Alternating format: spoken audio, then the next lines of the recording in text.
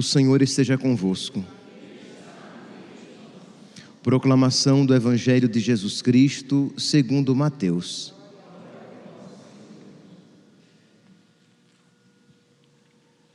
Naquele tempo, disse Jesus aos seus discípulos: em vosso caminho anunciai, o reino dos céus está próximo. Curai os doentes, ressuscitai os mortos, purificai os leprosos, expulsai os demônios. De graça recebestes, de graça deveis dar. Não leveis ouro nem prata, nem dinheiro nos vossos cintos, nem sacola para o caminho, nem 2 túnicas, nem sandálias, nem bastão, porque o operário tem direito ao seu sustento. Em qualquer cidade ou povoado onde entrardes, informai-vos para saber quem ali seja digno. Hospedai-vos com ele até a vossa partida. Ao entrardes numa casa, saudai-a. Se a casa for digna, desça sobre ela a vossa paz. Se ela não for digna, volte para vós a vossa paz. Palavra da salvação.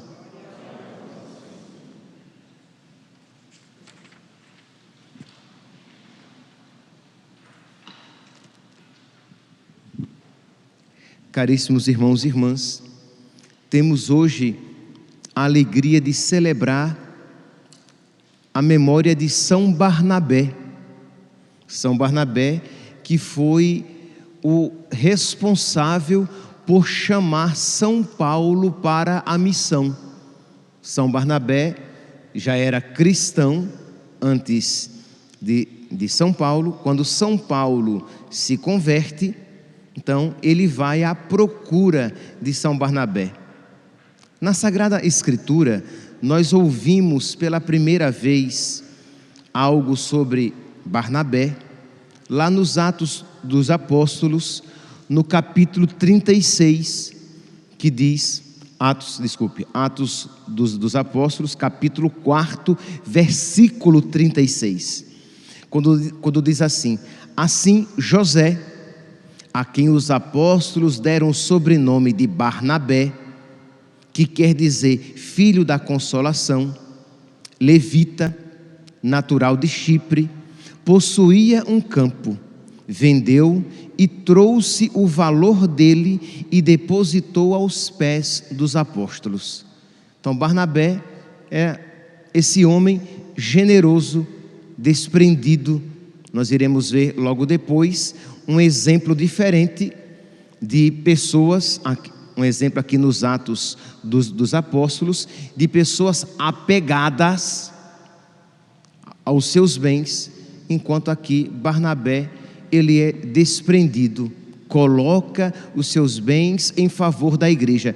Diz aqui um pouquinho antes, no versículo 32, que a multidão dos fiéis era um só coração e uma só alma. Ninguém dizia que eram suas as coisas que possuía, mas tudo entre eles era colocado em comum. Então nós vemos aqui, já temos um primeiro indicativo, um indício de Barnabé, porque afinal de contas, quando nós celebramos um santo, nós estamos de alguma maneira tentando incitar nos corações dos fiéis uma devoção a ele. E o que significa ser devoto de um santo? Significa imitá-lo. Você não pode dizer: ah, eu sou devoto de Santo Antônio, né? Segunda-feira estaremos celebrando Santo Antônio, e você não conhece nada da vida de Santo Antônio, e se conhece, não aplica nada da vida de Santo Antônio na sua vida. Então você é um falso devoto, é um devoto de mentira, porque o verdadeiro devoto procura se assemelhar ao santo de devoção, que por sua vez se assemelhou a Cristo. O próprio São Paulo dizia: sede meus imitadores, como eu sou imitador de Cristo. Pois bem, então vemos aqui esse exemplo de Barnabé, esse exemplo de pobreza, isto é, de desapego dos seus bens, porque ele havia descoberto uma maior riqueza. Então ele já se sentia rico e não precisava colocar a sua segurança, a sua esperança em coisa alguma. Pois bem, mais à frente nós iremos ver aqui, foi até a primeira leitura de hoje, Atos dos Apóstolos, no capítulo 11, quando diz que Deus, versículo 25, foi a leitura que nós fizemos agora, nós começamos a partir do versículo 21, diz assim, que muitas pessoas acreditaram no Evangelho e se converteram ao Senhor.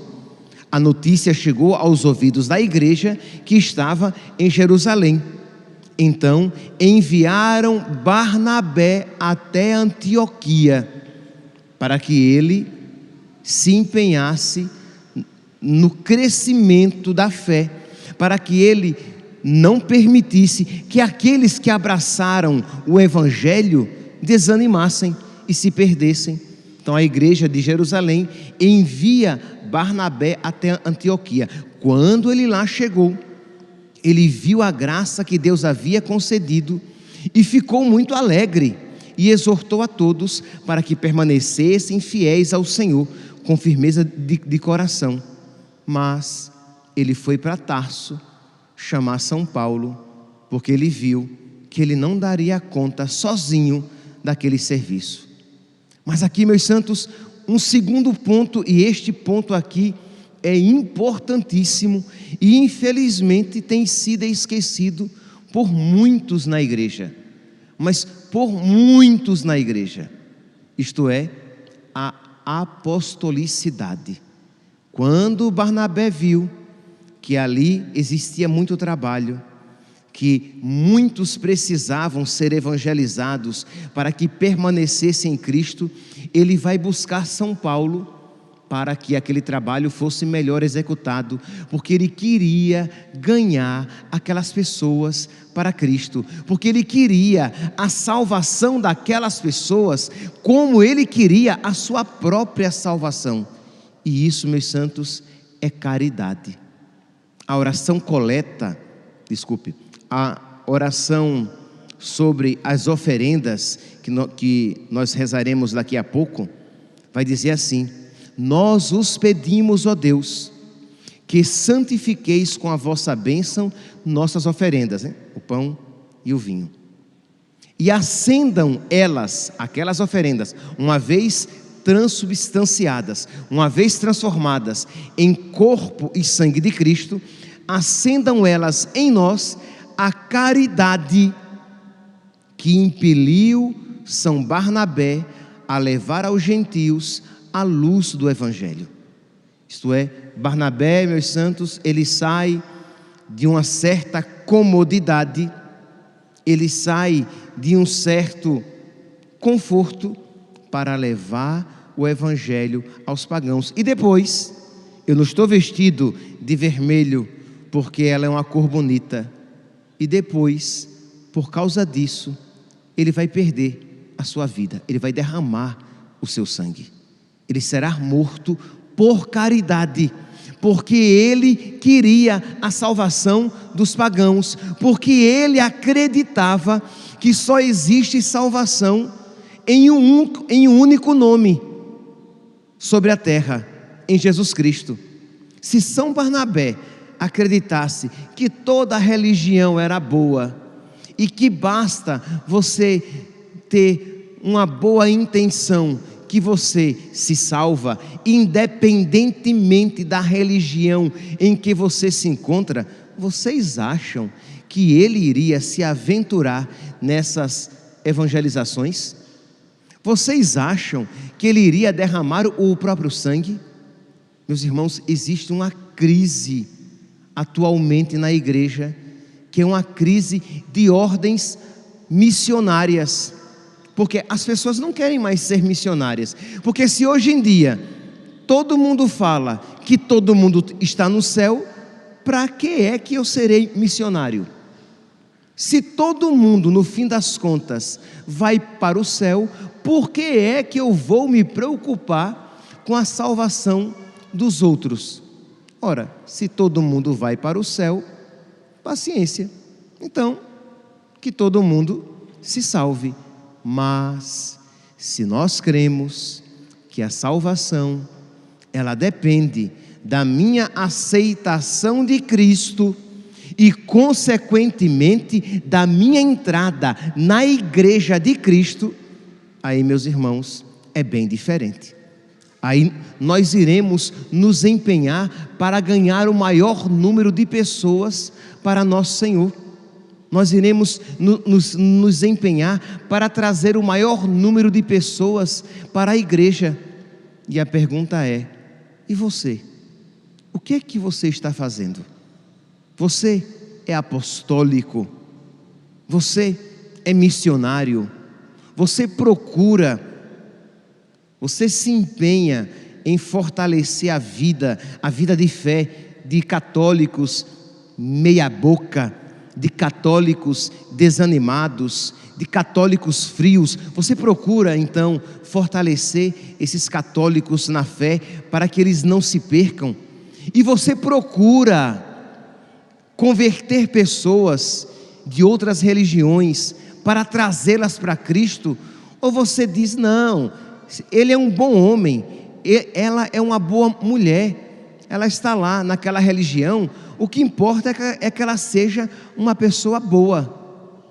Meus irmãos, infelizmente este pensamento está muito difundido entre muitas pessoas de igreja, de que não é necessário você ser católico, você ser cristão.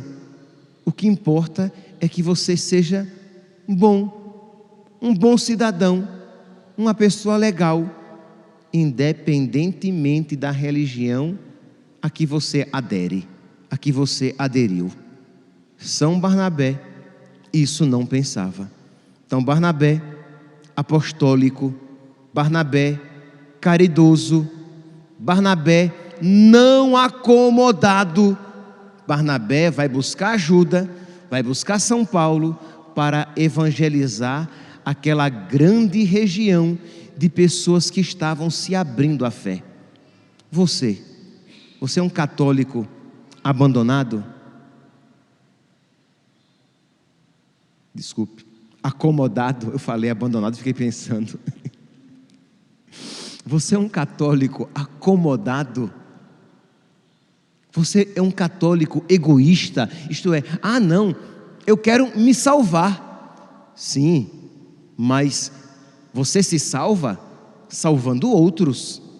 Você se salva sendo instrumento de salvação para outras pessoas. E o que você está fazendo pela salvação de outras pessoas? Pode ser que de verdade você não tenha condições, de verdade, que você não tenha condições de ter uma vida praticamente apostólica, isto é, que você tenha, as expressões aqui não serão felizes, tá?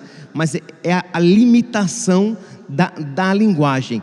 Pode ser que você não consiga levar o evangelho como os missionários, mas você pode de verdade rezar pela conversão dos pecadores, fazer penitência pela conversão dos pecadores, oferecer atos, caridade pela conversão dos pecadores, falar de Jesus e da sua única igreja. Jesus Cristo só tem uma igreja.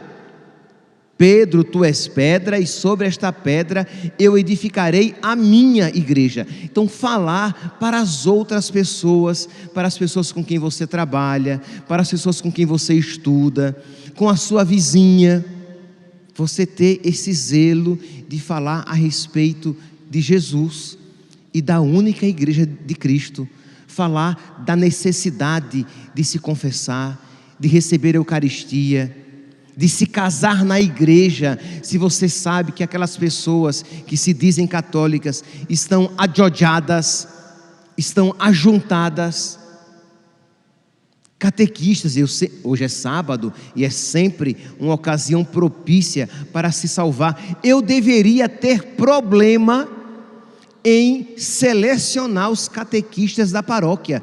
Isto é, uma paróquia cheia de caridade, uma paróquia verdadeiramente convertida, uma paróquia assim não tem necessidade de catequistas, porque muitos vão querer ser catequistas, mas cuidado, tá? Não é assim, eu acho tão bonito ser catequista e eu quero ser catequista. Ok, mas você estuda a fé? Você é um preguiçoso, você é uma preguiçosa. Você tem tempo para fazer, para perder tempo no WhatsApp e tantas coisas, mas tem preguiça de ler e de estudar a fé. Você não pode ser catequista de jeito nenhum. Você nem sabe para você, quanto mais para ensinar. Quem ensina sabe que para ensinar você tem que saber muito mais. Mas você tem tempo de se dedicar para as coisas que você gosta ou para as coisas do seu interesse. Você tem tempo de se dedicar ao seu trabalho e deve se dedicar ao seu trabalho. Você tem tempo de se dedicar quando você quer aprender uma coisa, você se dedica com afinco. Mas você não quer se dedicar para aprender as coisas de Deus. Ler uma página da Bíblia já cansou. Quando tem o catecismo, mal o lê. E lê apenas um número. E tá bom, eu vou ler um número por dia. Preguiçoso, acomodado, preguiçosa, egoísta. A caridade de Cristo não está no seu coração. Para ser apostólico, você primeiramente tem que crer, é verdade, que é necessário aceitar Jesus e entrar na sua igreja para que nós possamos alcançar a salvação. Que se eu conscientemente nego Jesus, se eu nego a igreja de Cristo, eu estou negando a minha própria salvação. É o primeiro ponto, você tem que ter fé. Mas o segundo ponto é, você tem que ser dedicado. E se você esperar sobrar tempo para estudar a fé, você não vai estudar, porque tempo não sobra. Tempo a gente aperta aqui, aperta ali, puxa daqui, puxa de lá, para ter tempo. Porque vocês sabem que nós vivemos num mundo no qual nós estamos sendo requisitados constantemente. De modo que, se nós não arrumarmos tempo para aprendermos, para conhecer a fé e evangelizar, nós seremos levados pelas ocupações, nem sempre importantes, da vida. Pois bem, então, São Barnabé é esse homem caridoso, generoso com os seus bens, mas generoso com os seus bens materiais. Foi aquele que colocou o valor do correspondente ao campo que ele vendeu aos pés dos apóstolos, mas é generoso também com os seus bens espirituais, com os seus bens intelectuais. Ele sabia que Deus tinha concedido a ele dons que ele não poderia guardar apenas para si ou para os seus mais próximos, e ele se coloca à disposição. Vai então atrás de São Paulo para que venha ajudá-lo na missão. E São Paulo vem. E se nós pegarmos as Sagradas Escrituras, os Atos dos Apóstolos, nós veremos, que a partir ali do capítulo 12, do versículo 24, quando vai falando de São Paulo e Barnabé, as Sagradas Escrituras vão falando assim, versículo 25, Paulo e Saulo, isto é, Saulo é São Paulo, mas sempre cita primeiramente Barnabé e Saulo. Atos dos Apóstolos, capítulo 13, versículo 2, Barnabé e Saulo. Atos dos Apóstolos, capítulo 13, versículo 7, Barnabé e Saulo, isto é, Barnabé, ele era o responsável pela missão. Ele era mais importante. Foi a igreja de Jerusalém que mandou Barnabé para aquela missão. E foi Barnabé quem foi buscar Saulo, São Paulo, para ajudá-lo. Mas, pouco a pouco, os dons de Deus se manifestaram mais abundantemente na vida de São Paulo. E São Paulo cresceu mais do que Barnabé. São Paulo se tornou mais importante do que Barnabé. E aí a própria Sagrada Escritura começa pouco a pouco, já no versículo 43 do capítulo 13, a dizer: Paulo e Barnabé. No versículo 46, Paulo, primeiro agora Paulo e Barnabé. Capítulo 14, versículo 1, Paulo e Barnabé, e assim por diante. E Barnabé não se deixa tocar, não é levado pela vaidade, pela raiva, pela inveja, pelo orgulho.